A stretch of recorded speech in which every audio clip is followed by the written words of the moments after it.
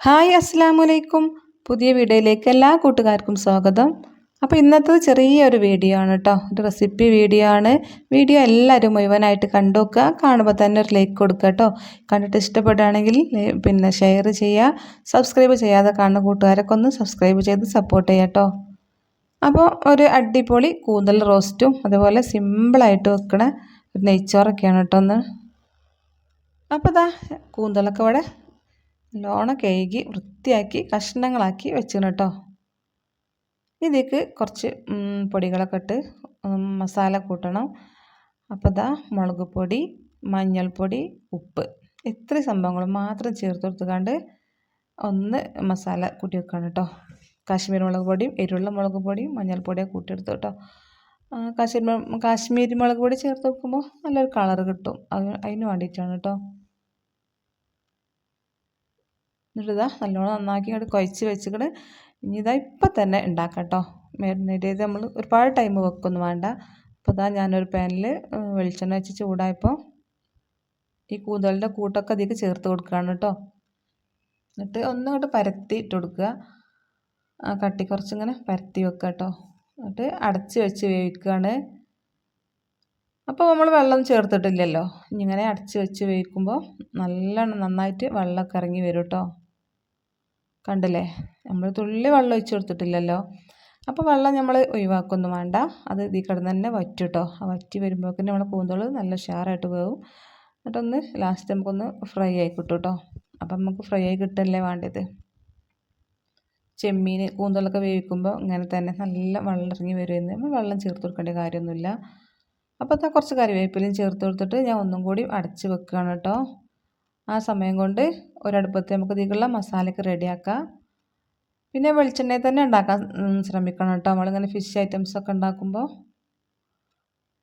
വെളിച്ചെണ്ണ ചൂടായപ്പോൾ ഇതാ 2 സവാള ചോപ്പ് ചെയ്തത് ചേർത്ത് കൊടുത്തിക്കണ്. ഈ കട്ടിംഗ് ബോർഡിലിട്ട് നമ്മൾ അരിഞ്ഞെടുക്കുകയാണെങ്കിലും ഇതുപോലെ ചെറുതായിട്ട് കുഞ്ഞാക്കിയിട്ട് അരിഞ്ഞെടുക്കണം കേട്ടോ.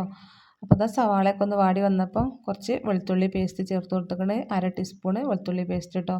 ഇഞ്ചി പേസ്റ്റ് ഞാൻ ചേർത്ത് കൊടുക്കണില്ല, അത് ചേർത്ത് കൊടുക്കണവർക്ക് ചേർത്ത് കൊടുക്കാം കേട്ടോ. പിന്നെ ഇതാ 2 തക്കാളി ചെറുതായിട്ട് അരിഞ്ഞതും കൂടി ചേർത്ത് കൊടുത്ത് ഇളക്കി കൊടുത്തുകൊണ്ട് കുറച്ച് ഉപ്പ് ഇട്ട് കൊടുത്തത് കേട്ടോ, പെട്ടെന്ന് വെന്ത് കിട്ടാൻ വേണ്ടിയിട്ട്. അപ്പോൾ ഇടയ്ക്കിടയ്ക്ക് നമ്മൾ ഈ കൂന്തൽ വേണമെന്നിങ്ങനെ ഇളക്കിയിട്ട് കൊടുക്കുക കേട്ടോ, അല്ലെങ്കിൽ അടിക്ക് പിടിച്ച് പോവും. വെള്ളം വറ്റി വരാൻ തുടങ്ങിയതല്ലേ.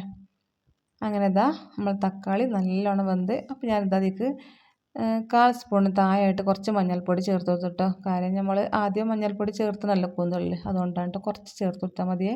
പിന്നെ ഇതാ 1/2 ടീസ്പൂൺ കാശ്മീരി മുളക് പൊടി, 1/4 ടീസ്പൂൺ മഞ്ഞൾപ്പൊടി, 1/4 ടീസ്പൂണിൽ താഴെയായിട്ട് പെരുംജീരകപ്പൊടി, ഇത്രയും ചേർത്ത് കൊടുക്കണം കേട്ടോ.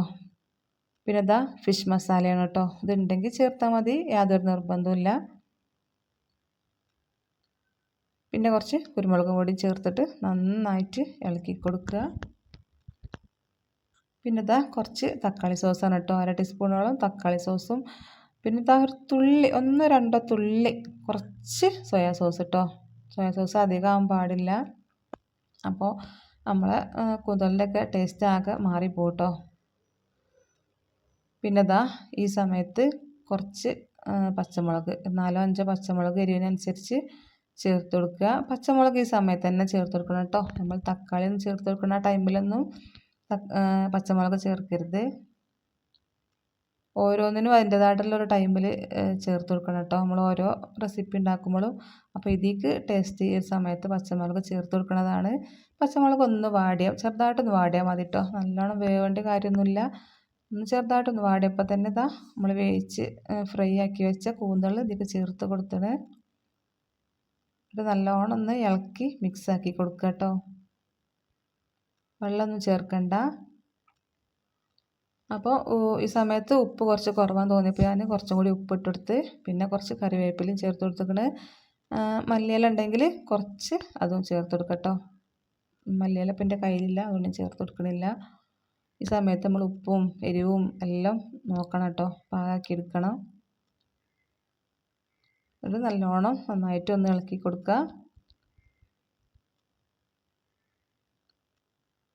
ഈ ഒരു റോസ്റ്റ് ചപ്പാത്തിക്കും ദോശക്കും ചോറിനും എല്ലാത്തിനും കോമ്പിനേഷനാണ് കേട്ടോ. നല്ല അടിപൊളി ടേസ്റ്റാണ്. പിന്നെ ഇത് അതിലേക്ക് ഒരു നുള്ളി ഗരം മസാലയും കൂടി ചേർത്ത് കൊടുത്തിക്കണം കേട്ടോ.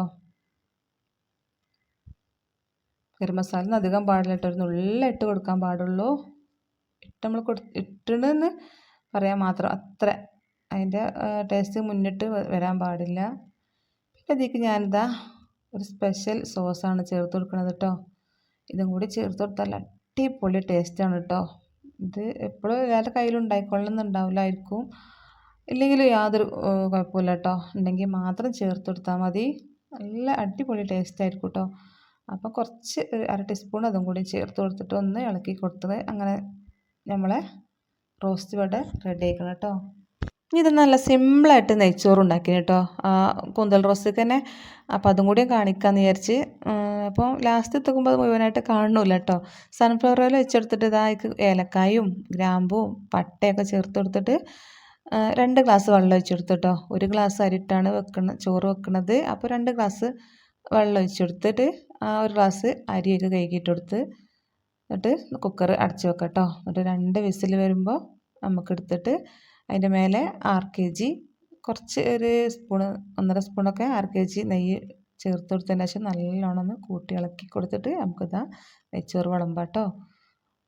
നല്ല ടേസ്റ്റാണ്, സിമ്പിളാണ് കേട്ടോ. ഉള്ളി പൊരിച്ചെടുക്കൊന്നും വേണ്ട, അതിൻ്റെ ഒന്നും ആവശ്യമില്ല കേട്ടോ. എന്നാലും നല്ല ടേസ്റ്റി ആയിട്ടുള്ള നമുക്ക് പെട്ടെന്നൊക്കെ ഉണ്ടാക്കിയെടുക്കാൻ പറ്റിയൊരു നെയ്ച്ചോറാണ് കേട്ടോ. ടേസ്റ്റിനൊന്നും ഒരു കുറവുണ്ടാവില്ല. അപ്പോൾ അതാ ഇന്നത്തെ വീഡിയോ ഇത്രയൊക്കെ തന്നെ ഉള്ളൂ. എല്ലാവർക്കും ഇഷ്ടപ്പെട്ടിട്ടുണ്ടാവും എന്ന് വിചാരിക്കുകയാണ്. ഇഷ്ടപ്പെട്ടിട്ടുണ്ടെങ്കിൽ ലൈക്ക് കൊടുക്കാൻ മറക്കല്ലേ കേട്ടോ. പിന്നെ ആർക്കെങ്കിലുമൊക്കെ ഒന്ന് ഫാമിലിക്കോ ഫ്രണ്ട്സിനൊക്കെ ഒന്ന് ഷെയർ ചെയ്തും കൊടുക്കുക. സബ്സ്ക്രൈബ് ചെയ്യാതെ കാണുന്ന കൂട്ടുകാർക്കൊന്ന് സബ്സ്ക്രൈബും ചെയ്യുക. അപ്പോൾ